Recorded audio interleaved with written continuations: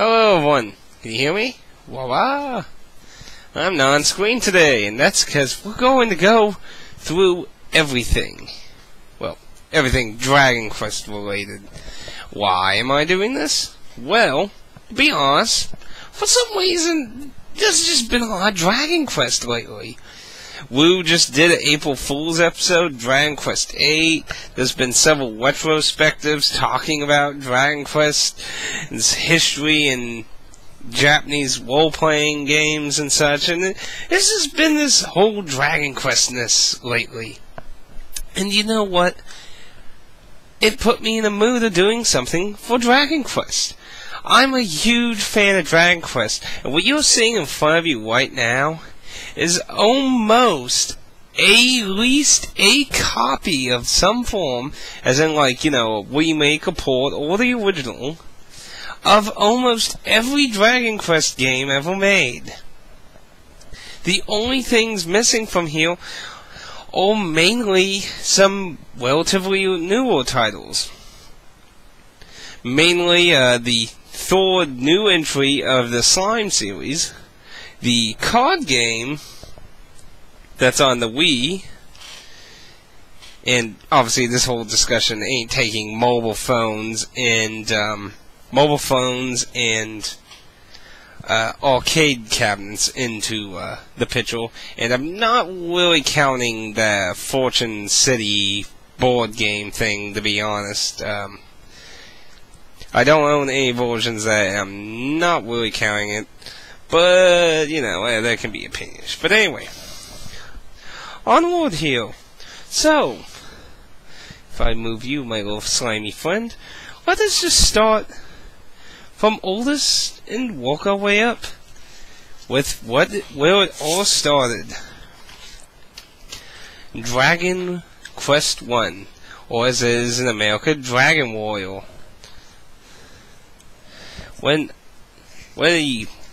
Well, to be honest, quite difficult game to play these days for some people because of the, well, real impatientness it requires. Man, it's in color. Not used to seeing color and actual imagery, though not much imagery, really, but be quite honest, it's been a long time since I looked at a lot of this stuff. Dragon Quest II. Man, I've completely forgotten how horrible some of the artwork was on these. Well, at least for Dragon Quest standards. I mean, like, the games were very anime-ish.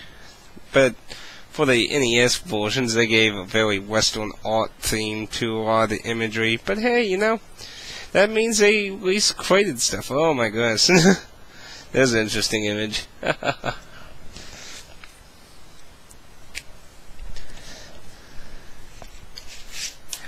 Probably one of my most favorite entries in the series, Dragon Quest III, the third game, which featured one of the first really big NES booklets I ever seen in my life, and holy crap was this a kick-ass booklet. Full color, it's big, has tons of imagery. I mean, look at all that. They did artwork for all the job classes. It's very nice. It even has maps, detailing information, notes.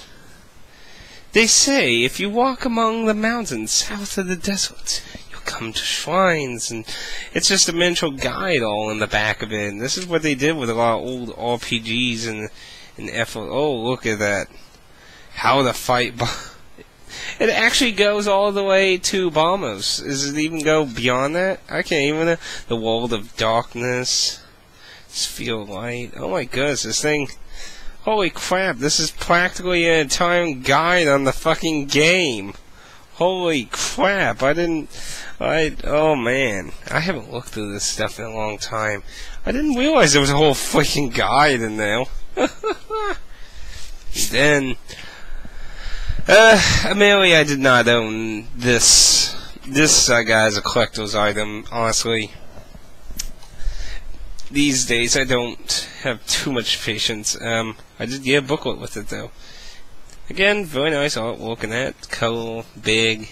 It's a lot smaller than Dragon Quest III's booklet, though.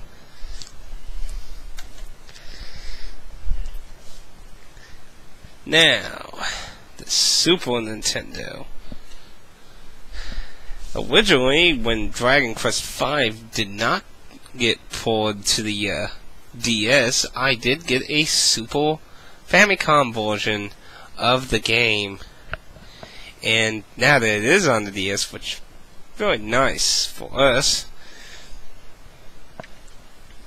Now, one game we still never got in America yet is the first Magic Dungeon game of the Dragon Quest series, with it starring our favorite merchant from from Dragon Quest IV. I have no idea what I'm starring. Final Fantasy. Must be crazy. And these are both complete with the booklets and such. And the Game Boy, of course, on the Game Boy Color, we have Dragon Quest I and II's remake, which is, you should go watch the Happy Video Game Nerds quickie on that. Pretty good one. And of course, probably my favorite version of Dragon Quest III, the Game Boy Color version. I don't really like the Super Nintendo remakes of 1, 2, and 3. I don't really like the sprites they use. Something about the sprite art just doesn't really rub me the right way. It's also... I didn't mind 5, but 6 also kind of rubbed me in an odd way. I really don't appreciate the sprite looks of the remakes the most, though. I mean, the actual 5 and 6, or 6 I just didn't like it's necessarily art. It looked a little more pixelated to me. But that's just me. But the Game Boy Color version is my favorite version. It's really pretty much all the mechanics of the Super Nintendo version, just, you know, scaled down to the Game Boy Color's power. The first Slime Quest game, which is what Rocket Slime is a sequel to. Excellent game. The first Dragon Quest Monsters. And oh my goodness, oh my, give me 1 second.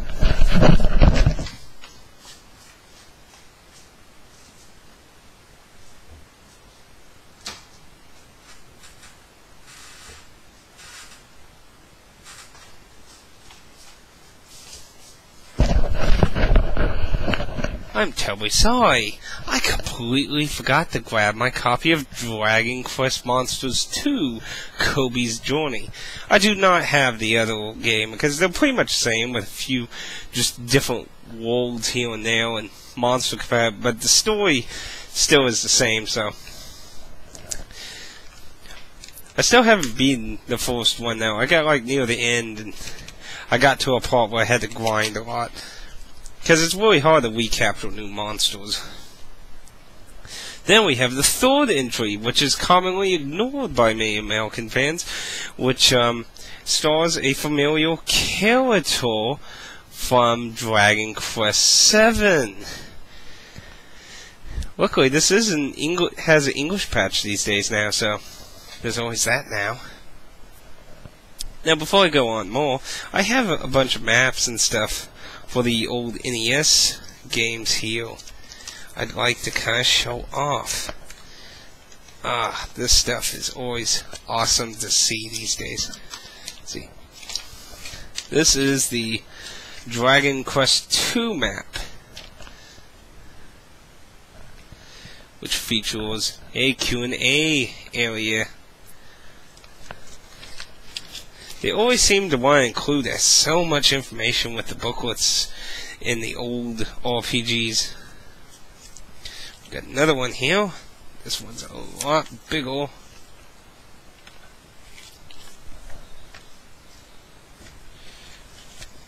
Sadly, it's getting pretty old.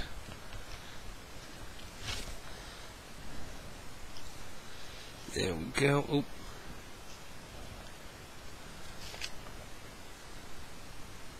Oh, actually, I totally grabbed the wrong map here. This is actually I don't know how that got mixed up in here. I guess it's... But this is actually an Ultima map.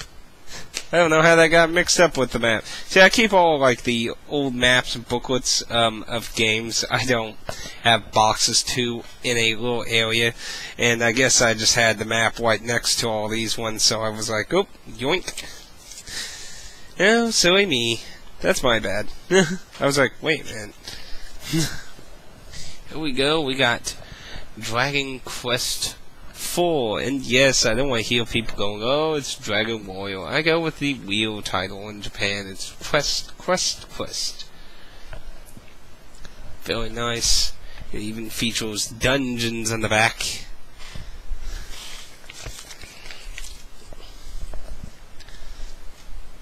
Now this one is not exactly a map, but you can see it goes with 4. It's a whole item chart. It will tell you the stats and everything on items and usage and special abilities. While on the other side of the same thing, you'll find a monster graph with, again, stats and things.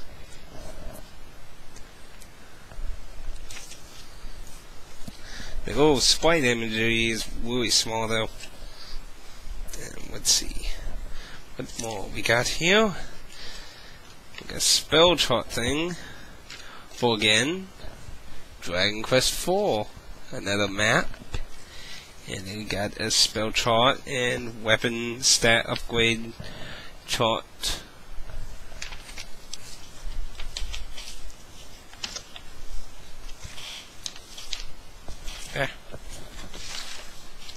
There we go. Get folded up. And then, this was again something I got at a much later date. It is the guidebook. Let's see, the first ever Nintendo RPG hint book. Sorry. Keep forgetting that. The first ever Nintendo RPG hint book. Ooh, interesting. It's basically a guidebook on all of Dragon Quest IV, and it's a nice whooping 104 pages of full color detailed images, maps. But that's a gossip. Gossip. There's a small country called Gossip Twin said he wanted to go south. Gossip. Oh, it's a big gossiping book. Haha. Moving along, if you pardon me, my little slimy friend, we got Dragon Quest VII. Probably in America, one of the most controversial entries in the series. I'd say it's probably one of the most memorable reviews. I can't remember who made it. I think it was GameSpot, wasn't it? But if anyone doesn't know, Dragon Quest VII sold bazillions of copies in Japan, like tons. Like it was infamous.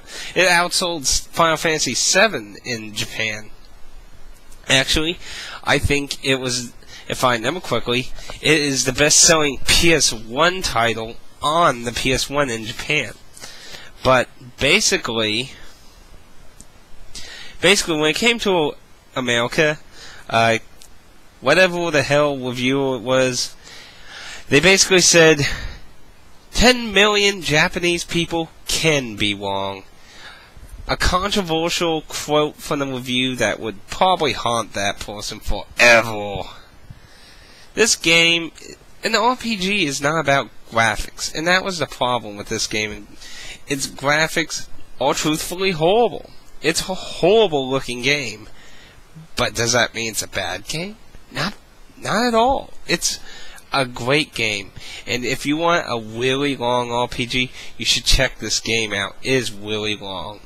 Fairly long. Incredibly, insanely long. It's 2 discs for one, and considering it does not really feature like big FMVs and stuff, that means there's a lot more room for game.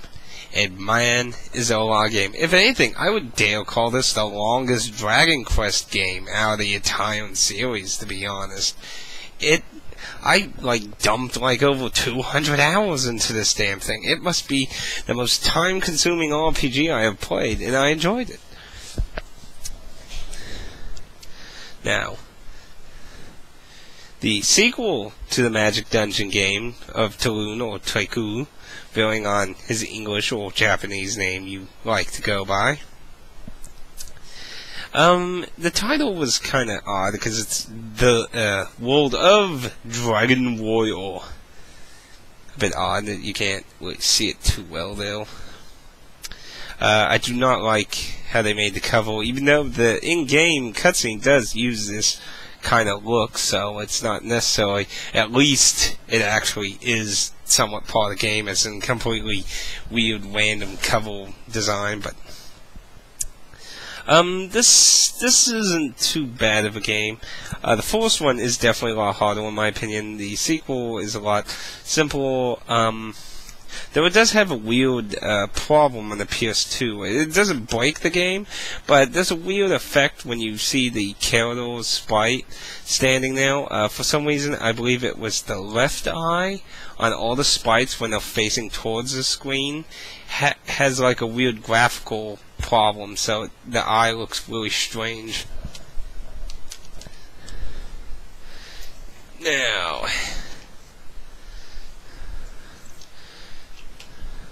of course, probably one of the things that inspired me to just do this video is, of course, Wu's newest video of Dragon Quest VIII, The Cursed King. And I would like to mention a few things that he didn't actually mention. First thing, personally, to be honest, you gotta understand about this game is there were actually changes in this game for the English release. The Japanese version featured more retro sounds as opposed to the orchestrated music track that America got, or the English versions. Well, I'm not sure if all the copies of it outside of Japan got the treatment. I think they did, but I don't want to, like, you know, be trapped there and then somebody's like, boom, no. But all the English versions of Dragon Quest VIII had new orchestrated tracks made for them. Voice acting. This would be technically the first Dragon Quest in the entire series to get voice acting, but the Japanese version did not feature that. The first Japanese game that featured voice acting would be Dragon Quest Swords. But another thing is they did a slight change on the menu that made one skill kind of worthless. Throughout the Dragon Quest series, there's been a skill that basically allows you to instantly start a fight. And because of the change in the menu, it makes it kind of useless because it's a lot more work to get to that skill now, as opposed to the more classic traditional menu that Dragon Quest has. They wanted to make it look more Final Fantasy in 8, which it's not as big a deal in my opinion. Some people that was a big deal. But aside from that, it's pretty much the same as the Japanese one. Though there is some number of changes, obviously. Dragon Quest VIII is definitely a great game. And it's definitely worthy. And I hate how Square Enix, like, it really made me feel like they were trying to sell copies. Who the hell is going to pay $60 for a fucking demo? I don't know who is. I think that's sad that they felt like they needed to do that to sell this game. If that's really why they did that, well, I don't know. Anyone who didn't fucking get this game, you should be ashamed of yourself, really. This is a great game. Possibly one of the best RPGs on the freaking PS2. If not one of the greatest. Oh, excellent. But you know, Wu's review actually made me really realize there's a lot of interesting familiarity with this in Dark Cloud. Like, the final villain is very reminiscent of the Dark Genie, for one. They were actually, really thinking about it, there were a lot of little interesting little similarities, kind of maybe even nudges to Dark Cloud when you think about it. But you'd have to play the games if you want to know more about that. Now here are some that America didn't get, sadly, which Wu mentioned that this was the only Dragon Quest game on the PS2, and not to be a pest about, but technically that is untrue, as there were other PS2 game Dragon Quest, just not main series. Though one of them, ironically, is related to Dragon Quest VIII, which would be the fourth game of the Magic Dungeon. But we'll get to that one after the third one. Third one again stars Mr. Talon. This game is not very well known to English people. I mean, like, some people know of its existence, but not many people own it, or there's not like a lot of videos or screenshots. It might be something I'll play one day, to be honest, because I would really like to play more. The last time I checked, there weren't any real guides for this either, so who knows? But it is a Magic Dungeon game, so it can't be insanely hard to figure out. But of course, this one I did try because I was really excited about it. This is a prequel to Dragon Quest VIII. It is first time a new Magic Dungeon game in the Dragon Quest series stars a new main character, Yangus, as a child, which also features a kind of Pokemon system with monsters being recruitable. I did play some of this, and it is quite fun and excellent, and I would love to do a Let's Play of it in the future. Basically, I just didn't play a lot of it because, well, be honest, well, it's all in Japanese. It's hard to play, you know? But it doesn't mean it's impossible. It's just something I had not feel prepared to play yet. But if people are interested in it, I could definitely get caught up on that and throw that in my idea bin for sequels and that. Now, before we move on to these, I want to talk about this. Is that my little slime friend? Dragon Quest Kenshin, probably one of the more rarer items to own as a Dragon Quest fan. Many people can just import any of the games, but this device I think is a lot harder for an English person to have in their collection. It's a plug-and-play game where it's basically recycling the story of Dragon Quest I, but it's very interesting because it's technically the prequel predecessor of Dragon Quest Swords on the Nintendo Wii. It's very nice. It was really hard to get, especially since my copy was brand new, unopened, and that was really awesome to get hold of something like that. But anyway, moving on to some of the last things here. Of course, we got Dragon Quest Swords, which I have gone on record saying I thought Kenshin was a much better game. There were nice improvements, like having an actual party that I liked in Swords, but I didn't like how they created a system where you basically select a section on the screen and then just slash however you want, and it just does it according to that spot you picked. I don't really like that. I can see why some people might like it, but I personally didn't. And then we got, of course, the DS games. You don't know how many people were insanely hyped that finally we would get remade versions of Dragon Quest IV, V, and VI, but a lot of people were scared because, to be honest, after 4 and 5, there was a long wait for 6. Actually, to the point where people were scared that we weren't going to actually get 6. That, again, Enix, or Square Enix in this case, of course, was going to pull out again and now release any more Dragon Quest. Thankfully, Nintendo, in all their wisdom, would actually pick up the Dragon Quest games and continue for us, allowing us to also get up to 9. Of course, at least Square Enix did give us the sequel to Rocket Slime, and the 4th game in the Monster series, which was just called Joker instead, 4. Which, I don't have Joker 2, but I actually ironically did just order it, a part of an Amazon deal, promotion thing. I just didn't really, it was just one of those bad case scenarios where I didn't really get to it. But I will have Joker's 2 really soon. And that's almost the entire freaking series in one form or another. Now, it's not every freaking version of every game.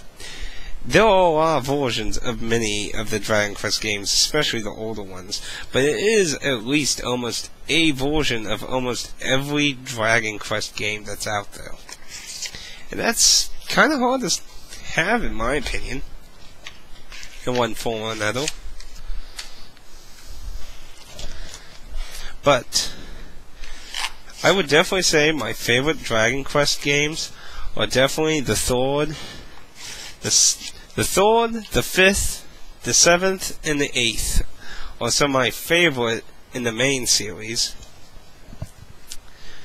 Spin-off wise, I never got actually in a kind of a debate thing about that with technically monsters with 1 and 2 when none of the other ones really existed aside from 1 and 2 about which version was better.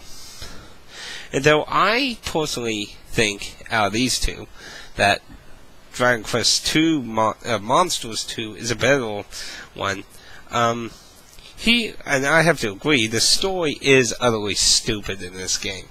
Though I don't really think the story is much better in the first one, but really if I had to pick one, the story is much better in the first one than the sequel.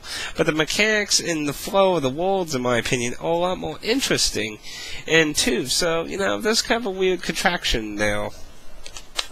But what would I say is my favorite spin-off game? Well, that's kind of hard, I would probably say Monsters 2 out of the Pokemon kind of spade.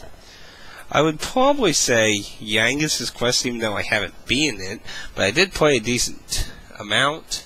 I would say Yangis's Quest is my favorite out of the Magic Dungeon series, though I would like to mention I never played the third one yet. I just had it forever.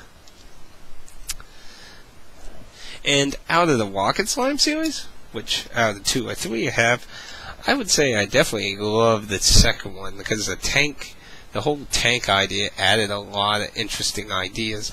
The first one's pretty good, but really without the tanks, it's a really simple platformer game. Fun still, but very short and simple. The tank system, though still simple, adds a lot more variety to the pre-existing mechanics, and it was very interesting. And I'd say that's some of my favorite games. But of course, if you're going to be really picky about how I did the spin-offs, you might ask, what's my favorite between these two? And, well, I already answered that technically. Kenshin. I really like Kenshin Bell. It's a lot shorter. In-depth is a lot smaller. But I just really like how the sword controls better in it than in Dragon Quest Sword. Now, basically, if I wanted the best 2 worlds, give me the sword control of that and throw the party system with that, and you would have an awesome third entry in that series. Whether we'll ever see that, I don't know. I would like to throw out, though, I have never played the actual third Monsters game. Well, I kind of played it once, a wee teeny bit. But since this game is actually a lot more complicated than the other 2, in my opinion, and the reason I say that is because it doesn't have normal, see, in the Monster series, there was a breeding system where basically you would just have 2 monsters they made and they would make a new monster. In this one, that doesn't exist. Instead, you use special heart items, well, my memory's a little foggy on this. Basically, you get this item thing that basically allows 2 monsters to, transform into a, well, considering I'm not very familiar with it, it's just, with no English, this is a lot more complicated. Since there is an English patch now, it's probably a lot more easier, because there's probably now guides for it that are a lot easier to understand now. And it might be something I might try in the future, too. I still have a lot of unbeaten Dragon Quest games. It's kind of funny how I've been, the beginning and the end, but I haven't really done a lot of I've played the middle stuff, but never finished. I've beaten Dragon Quest 1, 2, and 3. I haven't of 4, 5, and 6, but I have of 7, 8, and 9. Kind of an interesting contrast there, eh? But anyway, I've probably been rambling too long.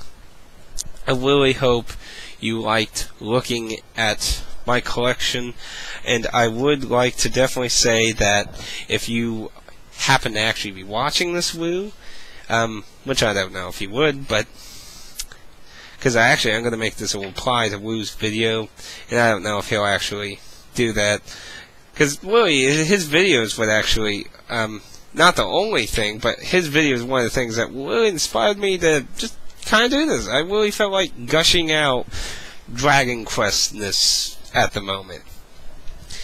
You did an excellent video, man. I love your shit. I hope you keep it up, and I can't wait for your next video, man. And I'm looking forward to actually seeing that Dragon Quest Wii collection. I know a lot of people will really hyped to hear about that, and a lot of people were also disappointed in no English localization of it. But keep up the good work, man. I can't wait to hear more Dragon Quest from you. Game on, my friends.